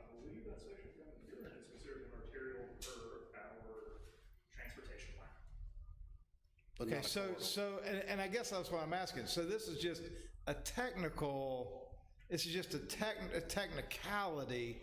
I mean, the reality is that you can move more traffic on Highway 30. You can't move any more traffic on Van Buren than you can on 207. I mean, I understand you said it's like 16 feet wide in one place, but Lord, you park everybody up and down Van Buren, you know, there's not much space. And Van Buren doesn't have, as I noted, County Road 209 is like what, third of a mile down? And the people who are coming down 207 can turn on 209 and get on the Highway 30, and the people who are leaving the daycare could turn left on 207 and come back around on 209 to get back on 32, right? Yes. Okay. Again, the provision of the arterial is that the arterial is able to handle those influxes of traffic all at one time, much like the way that we locate schools. That you don't want to locate a school back in a neighborhood just because those roads, you know, if you normally have, you know, 50 trips per day on that and you add another 50 trips per day, that's a big deal for that one road. But if you're, you know, adding another 50 trips to Jackson Avenue, that's, you know, normal fluctuations day to day. Well, sorry, go ahead. I mean, I just don't think any of the daycare centers are on Jackson Avenue. No. And I don't think we can compare those two. Yes, the daycare centers are located on Galleria Drive, which is the one off of Heritage, on 334, County Road 2051, which I forget exactly what that one is. Oh, that's not 2051 anymore. That is Oxford Commons Boulevard, University Avenue, 10th, Van Buren, and Highway 314, and County Road 101. So, Well, yeah, this one's sort of tough for me. I mean, the technical issues, I mean, I think what you just described was whether the code should say that daycare should be on an arterial, right? Because the variance is really about whether there are any special conditions about this property, right? I mean, I think if it's a special exception, we've got a lot more leeway to say this is something that the community needs, and, you know, this is maybe not a perfect site, but it's a decent site, and so we put it there. But, I mean, I think staff went with the letter of the code on the variance, and that's where I get stuck. And the only thing that I'll add is, I mean, I think that, you know, the instances that you're talking about are existing conditions though too. And so, you know, I think the code has also evolved to take into consideration challenges that, you know, from experiences that we've also learned around town, whether it's through our school districts or existing daycares, to make sure that there's adequate infrastructure to handle the load of those daycares, especially as they continue to grow. Well, I don't think I have enough information to make that decision from because it says it's 4,000 something square feet. How many children is it gonna be? How many children, how many cars? How many can they stack on, you know, how many cars can be in line on their property? If you look at the site plan, I think maybe when he starts talking, you'll see a stacking area on the site plan. But that to me, I mean, I need it explained to me how many cars will be there and how many kids are gonna be picked up and dropped off every day. Hey, Timothy Garner Designs, owner's rep. I can speak on this on two behalves. We proposed 75 kids. It was going to be over 100, but then looking at the sizing, we would need about over 6,000 square feet, and that just wasn't feasible, cost-wise mainly. But 75 kids is max of what we'll be able to have at this site. Also, my son personally goes to this daycare now, and right now where Little Angels is located, which is a corner lot on 334 and University Avenue across from Kroger, that location's terrible. I mean, pulling out of there, I also live on Highway 30. So my office is on South Lamar. I travel that direction every single day, twice a day, if not more. I would much rather turn on the Highway 30 to take my son to daycare versus University Avenue. Pulling out of University, I probably almost get hit 2 or 3 times, you know, a week. it's, not to mention the playground is right on the corner of 334, which is dangerous within itself. If a kid were to open that latch and run out, they'll be squashed in an instant. I mean, it's just, it's dangerous. So when Miss Mathis contacted me about helping her with this project, we looked at several different locations. We looked off Jackson, we looked off Highway 6, headed towards Pontotoc, headed towards Batesville. We looked off Highway 30, off Highway 7, headed towards Abbeville. This was the best lot for safety and the size of daycare that we needed. So how many cars can you stack on the property if they're in line for pickup or drop off? Well, the way that Corey Auger has it drawn now, we have it wrapped around the building, so you could get up to 50 cars in a line on that property. When I out to do so, though. Yeah, but when I drop, that's not gonna happen, because right now when I go to drop my son off at 7:30 in the morning, there's probably 5 cars in the parking lot. Okay, so that was another question of mine, because every time that I've been here that we've dealt with daycares, it's been like a church sort of thing, which normally is more like you drop them off at 9 o'clock, you pick them up at noon. This is more of a, if you might get off work at 3 and pick your child up, Sure. whereas somebody else gets off work at 5 and picks their child up. So is it now maybe the morning's different. Is it like a school or a church Yeah, Ms. drop Mathis off could where it speak to happens that. all at the same time? Yeah.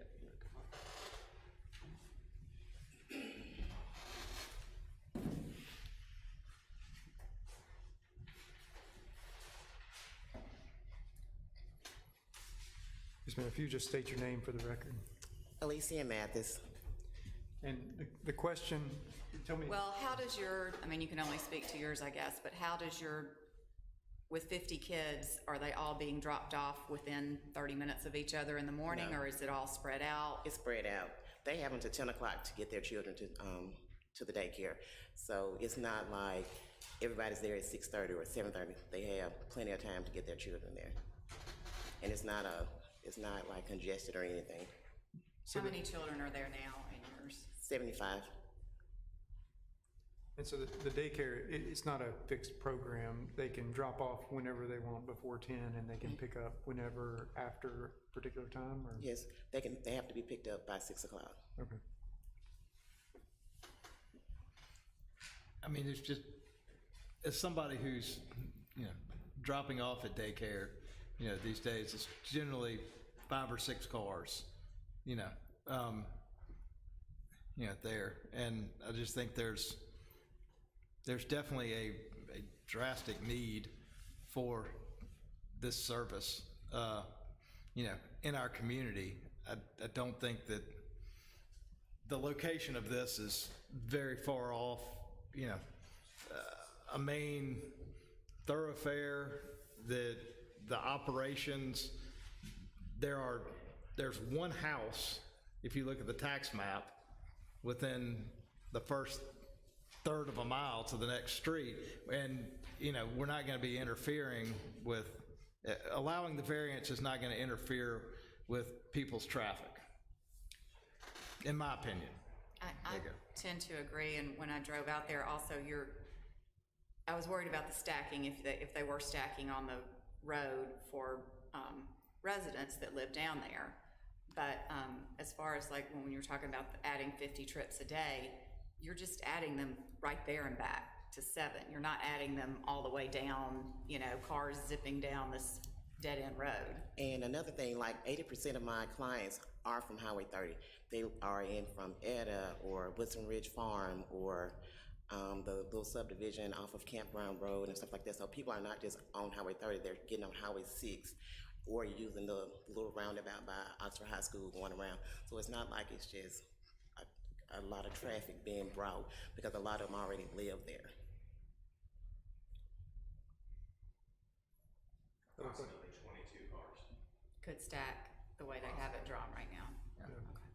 But Thank you. there was a comment in the report that there would be changes to the site Yeah. plan, likely, right? So I wouldn't make any decisions based on that. Right. Any other questions? I have one other comment. It may not have any relevance, but the city limits would be the east property line of this property. That road is still a county road. It's not like the map shows, but okay, never mind. There's still a sign very close to this that says city limits. All right. Commissioner Alexander, any comments or questions?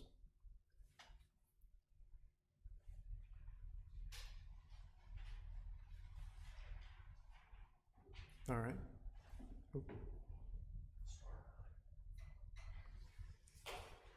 All right, if anyone else in the audience wish to speak. All right, I will entertain a motion on first the request for the variance, so that's just for the use of the daycare center at this site. Motion to approve. I have a motion to approve. Were there staff conditions? I think, Yes. yeah, subject to the condition? Yes. All right, I have a motion to approve, subject to staff conditions. Is there a second? Second. There's a motion and a second. All in favor? Commissioner Alexander, you still with us? Aye. All right, it's approved. Thank you very much. Thanks, man. Wait, we gotta do special exception. Oh, we have the Special exception. Yeah, but, yeah. All right, and on the special exception, this is for the build-to line, this is just for the structure. We'll still see the site plan later. Is there a motion on the special exception for the build-to line? Motion to approve special exception to the build-to line I have a motion to approve, is there a second? with staffing conditions, excuse me. Motion to approve with staff conditions, is there a second? Second. There's a second, all in favor? Aye. Commissioner Alexander? Aye. All right, the special exception is approved as well. Thank you. I think that brings us to the end of the agenda. Is there a motion to adjourn? Motion to adjourn. Second, all in favor? Aye. 7:02. Longest one we've